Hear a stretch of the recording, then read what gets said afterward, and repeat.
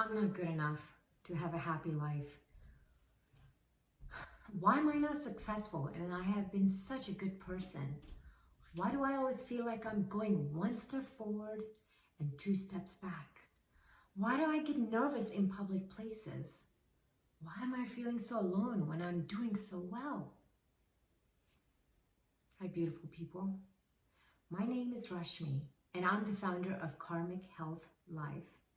I'm on a mission to support you on aligning your mind-body connection to live successfully and with your level of joy. And I'm pleased to be speaking to you today in the Power Reinvention Summit. Before we can talk about these thoughts of I can't, I try, but I wish, and yet, these are your inner voice, your inner conflicts that is preventing you from moving you to the next level of achieving your $1 million, your next promotion, or launching your own amazing business that you've been dreaming about.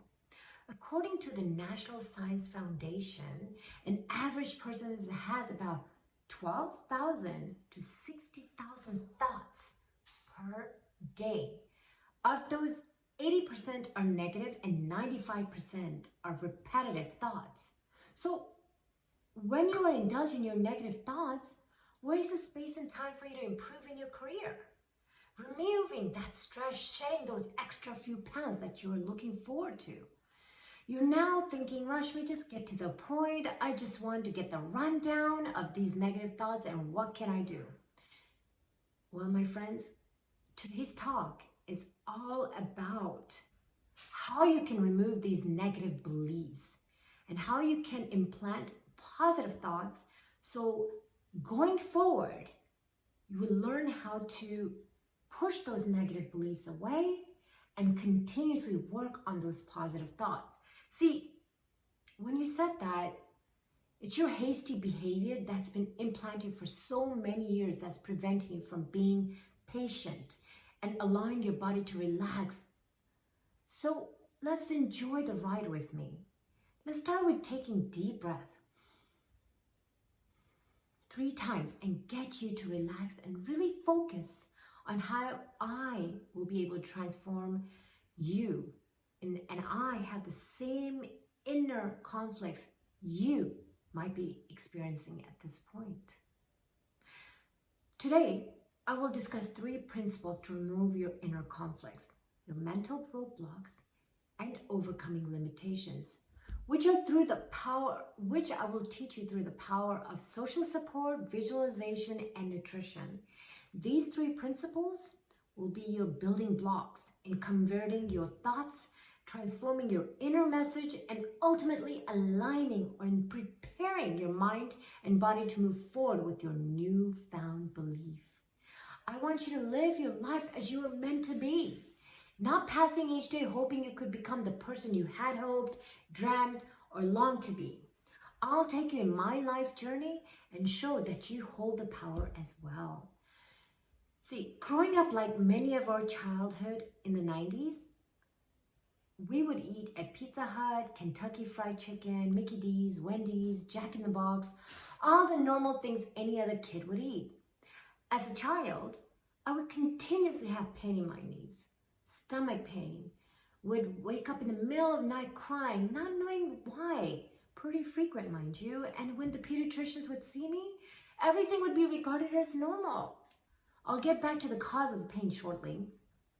Being the 2nd generation from Indian descent, I definitely went through some culture shock. The good thing was, where I used to live, there were many of us in the same environment, so the culture difference was something you just kind of rode the wave. For instance, having conservative parents, I would at times wear one thing to school, or when I was going out with my friends and go out wearing something else. It's just one of those things. Hey, you did what you had to fit in back then. That was a bit of the rebel in me. Having grades, however, less than an A was not an option for me. Living where your thoughts were trapped, in other words, you couldn't have too many opinions or judgments, couldn't voice your emotions or feelings. it becomes a bit of a mental pressure. Don't get me wrong, my parents were decent, hardworking folks. Being the first generation, they weren't sure what to do with me. Do you see how my childhood events have shaped some of my thoughts, such as perfection is important, failure is not an option, or I'm not good enough if I don't get this grade, or I'm not good enough to achieve this in my life. Growing up into adulthood, I struggled with these insecurities to a certain point. Luckily, I managed to cope with suppressed feelings by having wonderful, heartfelt, caring friends back then. With these friends, I watched and learned and took action on what makes someone smile, get angry, when to joke, when you crossed your boundaries. I was blessed through my ability to observe and incorporate these skills, which were the basic fundamentals of speaking to someone. I could have easily been in a vicious cycle of depression or been in my own solitude of insecurities. So, what got me through these young childhood days? How did I manage to not sing into the drugs, the smoking, or join the group of girls that would always be in fights? Surrounding myself around peers that were a positive influence allowed me to learn and improve with them. I was motivated each time to challenge myself and do better, if not just as much as my peers and friends. Somehow, those I surrounded myself with, we all pushed each other to go beyond what we had learned. At an early age, I understood the value of positive support. I wanted to do the best I could do in school. I surrounded myself with peers with the same drive to do well. If I wanted to volunteer, talk openly, and respect homely values, I surrounded myself with peers that shared the same thoughts and had similar challenges.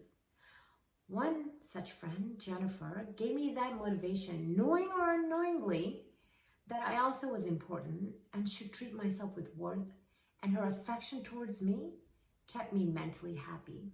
Of course, as children, we are growing and learning our boundaries, right? Isn't this what we still do as adults?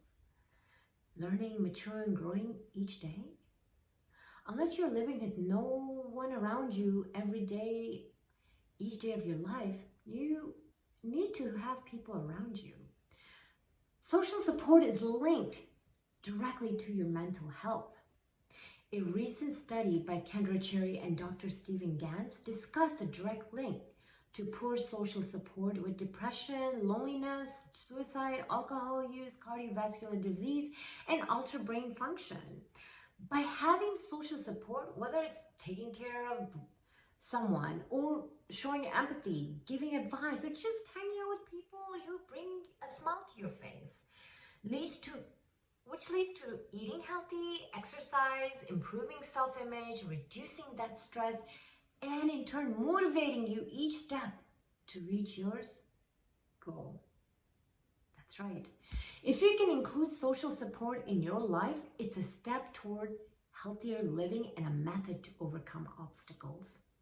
Your self-sabotaging thoughts will decrease and your inner confidence will radiate and more people would want to be around you. You need to invest time with your friends, mentors, or family members that can ultimately help you to reach your goals. I'll give you another recent incident that will allow you to understand the significance of social support.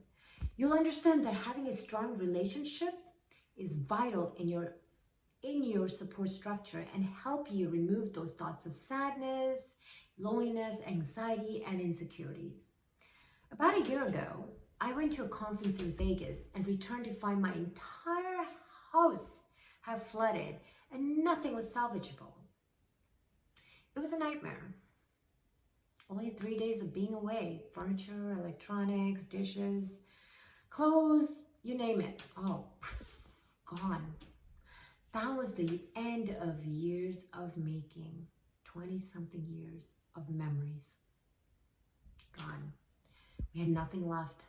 Not a single notebook or pen or backpack. Nothing. We only have 5 pairs of clothing that we rotated for a month, and those were the ones we actually took on our trip. I could have gone and bought more clothes. It's just that you are back to your primal state of fear, shock, confusion, and you're not in the mindset to buy more when you have lost everything. For a week, I was distraught. I screamed, I cried, and was snappy, only to realize that I wasn't helping the matter with my sons and husband. My younger son was scared and feared what would happen to us. Luckily, my older son was away for the summer. I realized I was handling the situation all wrong. I decided to take a mental note of each day on my behavior to help improve. And I slowly worked on it to embrace the family. I told them that it's summertime and let's try to think of it as a mini vacation while we are moving from hotels to hotels. After a few weeks, the mood started to shift. We started spending more time together, talking and embracing. This helped out with our family's relationship and created a stronger bond. We ate out and cooked when I felt like it. Stress became less. Each time we moved, we realized it didn't matter where we lived as long as we had a cozy place. See, the simplicity of life. To keep my negative thoughts and feeling sorry for my situation wasn't helping at that moment. So I chose to be optimistic, hopeful, and speak with gratitude. The fear, stress, and anxiety completely disappeared. Replacing negative thoughts with positive helped us to move forward in building our life back. I once asked my son during one of those temporary living spaces was, what are the 3 things he was grateful for? His response, I'm grateful to have my dog with us that keeps us always happy. Happiness, the basic formula for a relationship. Food, I don't have to worry about what I eat each day. Basic needs that keeps you healthy. Home, I have a place to call home. A place you feel protected. My 12-year-old son, at that time, learned fairly quickly that the basic formula for happiness is a relationship, food, and home. All this circles back to having a good, solid relationship in the family to keep each other happy and understanding each other's needs. Your families are also your friends. We couldn't have overcome the shock and the loss alone. In this loss, we had some of the finest friends who chipped in to bring food as a form of good gesture, to embrace and keep us mentally happy and strong. We had our friends who each day asked us how we were keeping up and if we needed anything. In due time, we started to see our house being rebuilt. We started to feel happy that our family was together and we were blessed with friends when we needed them. The social support wouldn't have been possible if we weren't as open or expressive and in tune with our emotions to our friends. What can we take away from this? It's important to embrace each other's differences and rejoice in their company. From the years of my health field and coaching, I have learned that listening and understanding is a key element in a relationship. If you want to have solid support, you have to work on keeping your ears open and building compassion, which will support you in communicating with those who you want to be around. If you want to share the same values with someone, give your time to them. Reach out to them when they need you. Build a network of like-minded, successful people. Have a mentor or two to guide you where you want to be in your profession, or join the community events to build your social support. Your effort will be rewarded, I promise you. I meet up and attempt to communicate with my dear ones if something doesn't seem right. I work through the challenges and misunderstandings. Open your arms to learn and improve yourself based on the feedback from your friends and family. I empathize with my family and friends and don't expect anything in return because that's genuinity. When you genuinely open up and embrace, you will learn to trust the person in front of you and the same affection is given back to you. That's karma. You deserve to be loved. So be affectionate and empathetic with others. The positive social support will allow you to build your tribe. You will find yourself smiling more often, and you will feel less sorrow and won't be as lonely. So, my friends, social support is tremendously important for you to overcome your stress and focus on your success goals. The next step is visualization. Why is that important in removing mental roadblocks when you already know in your mind that you need to overcome challenges or stress? Why would I want to create my time sitting and visualizing what I want? Because, my friends, recent study from University of Colorado Boulder, for example, I believe it was in 2018, showed that new brain imaging research shows that imagining a threat lights up similar regions as experiencing it. It suggests that imagination can be a powerful tool in overcoming phobias or post-traumatic stress. In other words, your brain is unable to differentiate the difference between your imagination and your reality. You can strategically eliminate the neural networks that are generating thoughts and are keeping you stuck in a state of fear, jealousy, anger, resentment, or lack of patience. I believe one day in senior year of high school, we were carpooling to go on a library trip during school time. I'll never forget that day. It had rained that day. It was wet, slippery. The car had just skidded off and boom, smashed against a telephone pole. Death was certainly near. I heard the helicopter just nearby and completely blacked out. Just for a few split seconds, I saw a streak of bright white light. I didn't know where I was. Is this what near-death experience is like? After my accident, my life completely changed in a single moment. When I was finally able to think, aside from the multiple pain medications, I realized that I was paralyzed waist down. Yeah, never to walk again. Ribs fractured, pelvis fractured, scar on my face. Is this really happening to me? What did I do to deserve it? At one point, I just wanted to give up. However, part of me kept saying, don't listen to that negative voice. Don't give up. It's not your time yet. You must live on. Imagine a senior year high school girl going through this and going through this conflicting thoughts in her brain.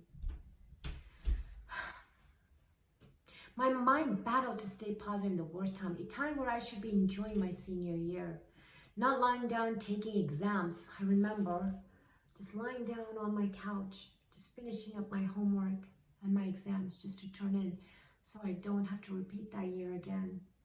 I kept pushing away these negative thoughts. Thoughts of living with never to walk, run, move without any help, having no ability to bear kids. This was not fair for just starting my life. I'm too young. What would you do if you're in my situation? What thoughts are running in your mind right now?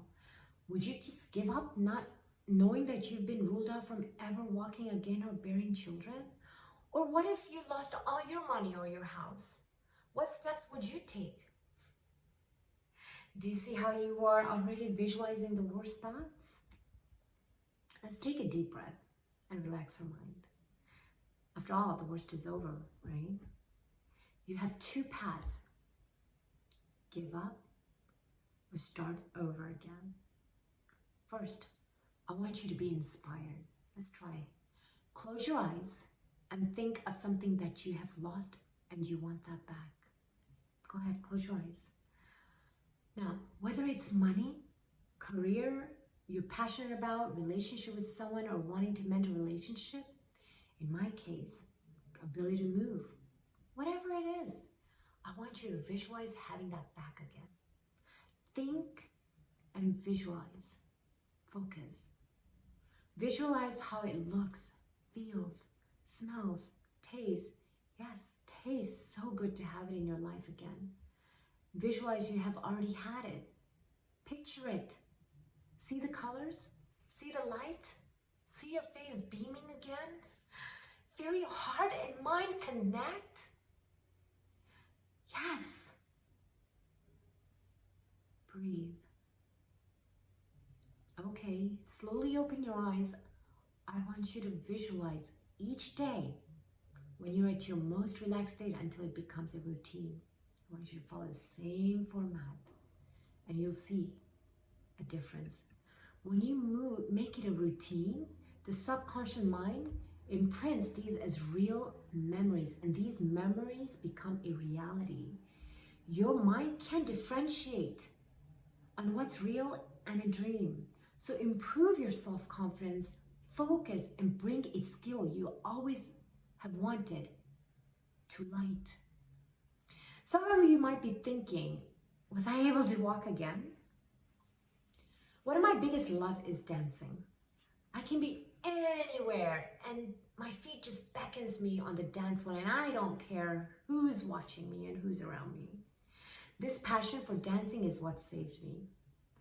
By focusing on dancing, visualizing how graceful I would be, feeling feathery, light on my feet, twists, turns, highs, lows, moving, jumping up and down, dancing to have a standing ovation, visualizing my end goal, the goal to dance, saved my life. You have the power in you. You just have to believe it.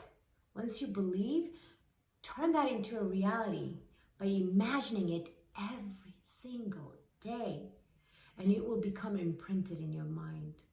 The mind will assume it's a reality, and you will find what you had once thought as a desire, you are actually living it.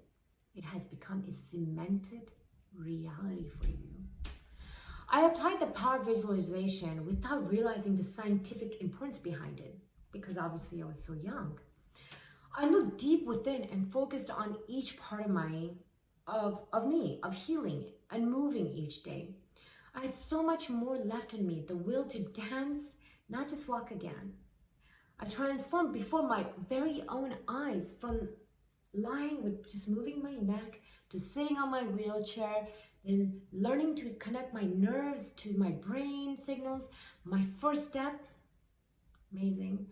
Crutches. When I went to school, I would walk and not care about the bell that rang to release students.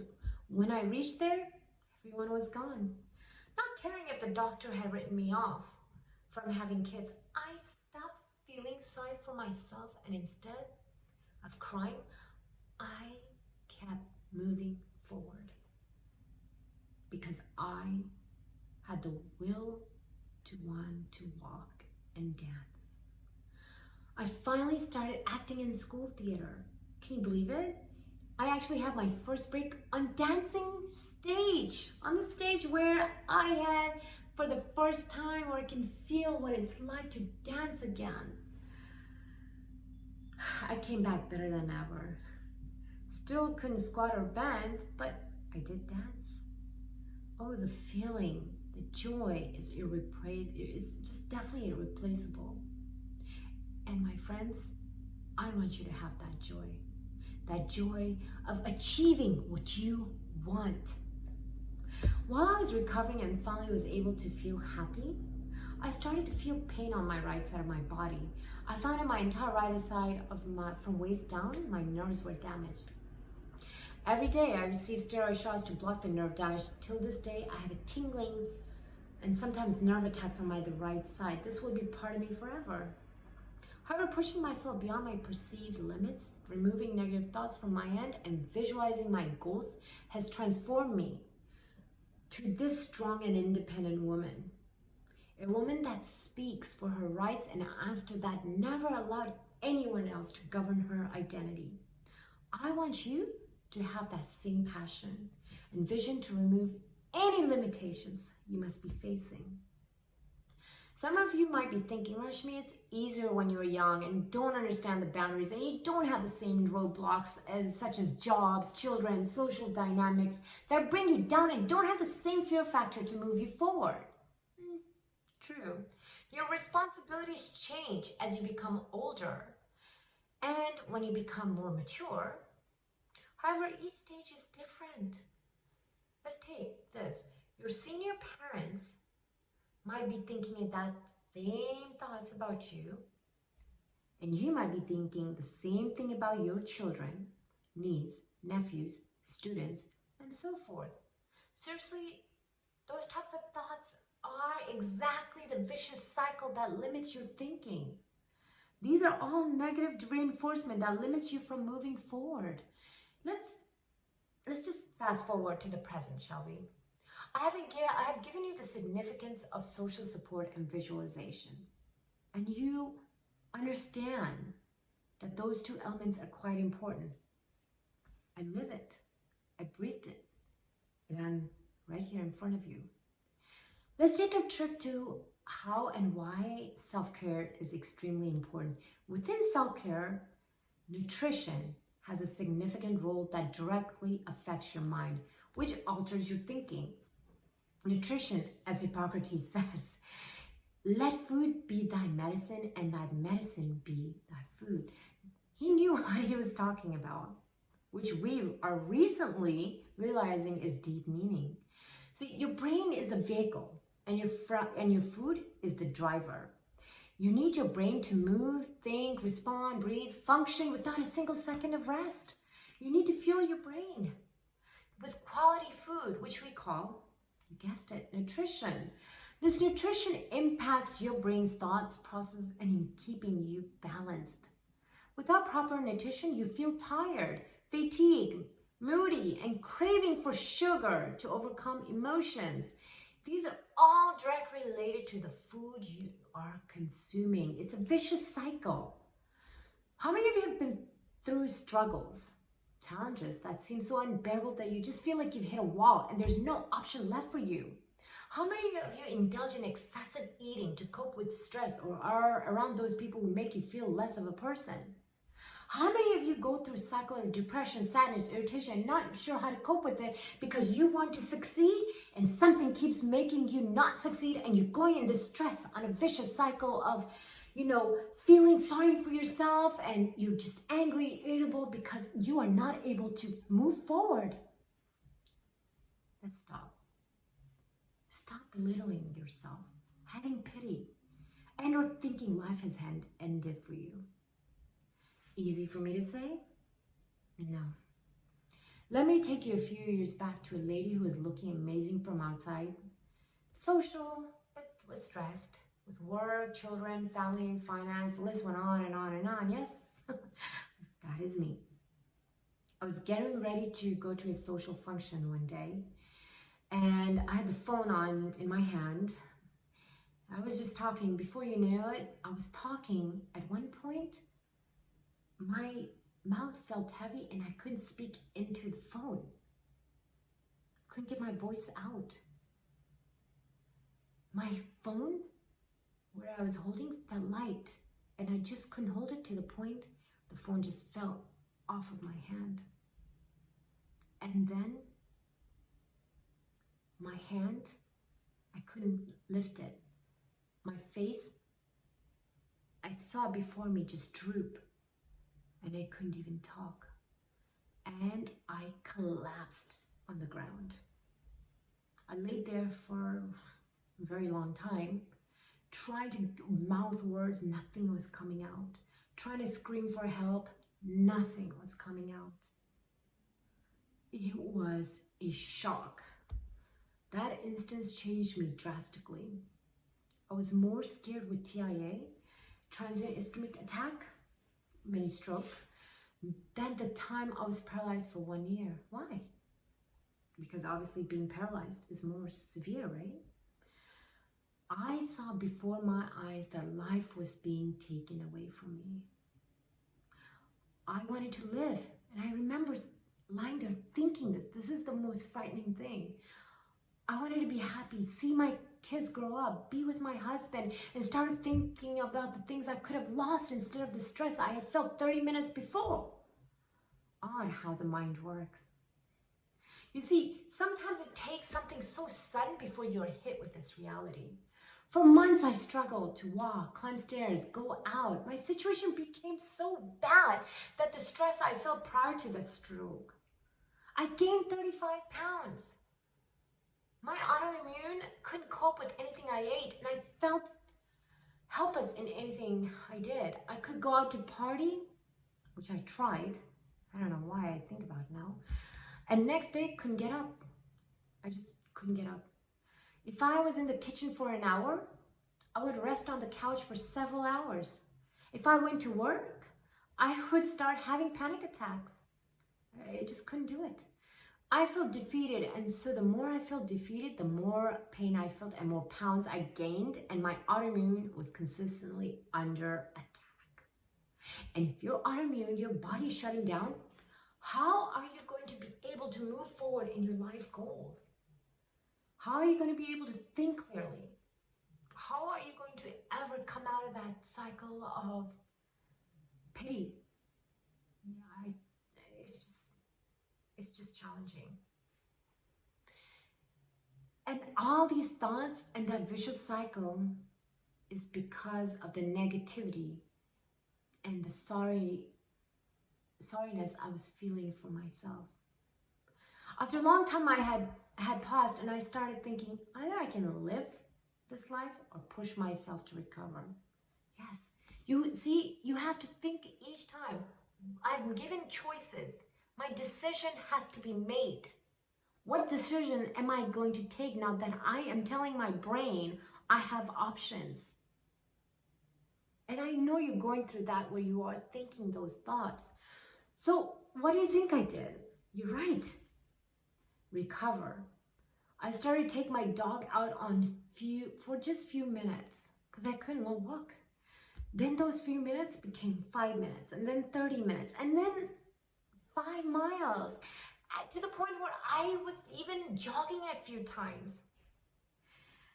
And I saw the progression in my weight, how I lost 20 pounds and was able to sleep peacefully and think better, was able to cook meals and still have energy for other activities, not just sleeping in bed all day. So walk equals shedding pounds, which equals healthy eating, which equals positive reinforcement. The more time I gave myself, the more I realized that I was feeling better. I now had to work on my autoimmune. With autoimmune disorder, leaky gut, gluten problems, thyroid problems, wheat allergies, lactose. Oh my God, the list goes on. With the celiac disease, it's a never-ending battle. You're consistently hit with various challenges. Remember the pain I used to have when I was a child I mentioned earlier? Yes, it all makes sense now. The years of me eating certain foods and feeling pain in my stomach or knees or having migraines all made sense. As I have gotten older, the ability to cope with it was also less tolerable. While I was taking care of these digestive problems, I realized there are many folks out there that are suffering as well, and I wanted to reach out to them. That constant thought of helping myself to help others was the reinforcement I needed to improve. I decided to change completely. I worked on becoming this nutrition health coach, life coach, and a motivational speaker so I can transform folks out there. If I'm having so many issues, I need to help and support those that are struggling just like me. I transform my body and my mind to keep eating, by keeping eating healthy, to live a successful life. And I can show you how. I now take less frequent headache medicine. I enjoy the food I make and am able to support those struggling with similar issues at a larger scope. I give talks to encourage those that are struggling on the value of mind-body connection. I see the change reflected in my kids when they're eating healthy, exercising, and I see the vibrancy in them. Having transformed my home has allowed the children to subconsciously be in tune with eating healthy. Yeah, they, of course, being kids, they go through spurts of junk food, why not? But frequently, they're staying healthy. That's a huge change. The basic components of eating healthy is incorporating healthy carbs, proteins, fats, foods that are rich with vitamins and minerals, hydrating with 8 to 10 glasses of water, removing processed foods, limiting foods with high sugar and salt. See, stress causes you to overeat. By incorporating foods to balance your energy, such as lean proteins, fresh fruits and vegetables, seeds, whole grain, the non-glutinous types, and incorporating healthy oils such as the sesame oil, olive oil, coconut oil, avocado, all that will help you in terms of balancing your stress, balancing that focus, balancing that anxiety and depression and the loneliness you feel, that mood swings. Include the ginger, turmeric, probiotics, and omega-3 as a form of supplement. That's anti-inflammation. It's going to lessen that pain for you.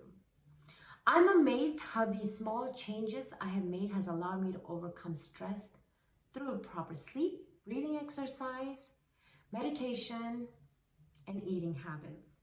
I focused on surrounding myself with positive people who uplift me. I overcome obstacles by empowering myself by listening to influential people. I am happy in my goals, and because I've been listening to my body. And that's why I've been succeeding. My friends, life gives you decisions. Either you can decide life is negative and has ended for you, and you can meet it head on and embrace your life for the goodness that already exists and that you didn't see before. The stroke I had changed my life. I take it as a stroke of luck. A warning to change my life before it becomes life-threatening. What would you do? Positive thoughts improve health issues. So why waste time with those negative thoughts? Why not take action in bringing in some positive thoughts tomorrow or even today? Would you wait for your own stroke of luck, or will you take action now? So I want you to convert your thoughts, implant your mind with optimal power beliefs to transform your daily habits. And eventually, I want you to turn those daily habits into your life goals, which ultimately becomes your reality. Cement those realities. Hope you enjoyed today's discussion on how to find your success and joy. Whenever you are challenged or feel at your worst, remember, you have the ability in yourself to move forward. You control your own limiting beliefs. Don't let your past keep you trapped. Surround yourself with positive friends and family. Visualize achieving your goals. Give yourself positive self-talk and eat healthy. Keep rewarding yourself for good deeds. And I'm so proud of you. My friends, remove these mental roadblocks and focus on the social support, visualization, and proper nutrition to have a deep connection with your mind, body, and live your life you're born to live. Feel free to reach out to me. I really want to know how things are going for you after this talk and what changes you've made, or if you've made any small changes. I would love to hear from you. And I try to read all the emails, so I would definitely respond to you. If you have any questions, reach out to me.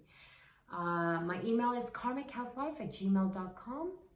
In this profile, you'll find all the contacts you need, and look out for the freebies. And I would love to have to see you in my next talk and the next session. If you want to be part of a one-on-one session with me, please don't hesitate. I'd love to help you out. All I ask you is to remember, after this talk, take an action. Hope to see you in one of my talks or coaching sessions. Look out for my 2021 book. Cheers to you. Stay safe and healthy. I'm on a mission to transform you. See you on the successful and joyful side. Love you. Bye-bye.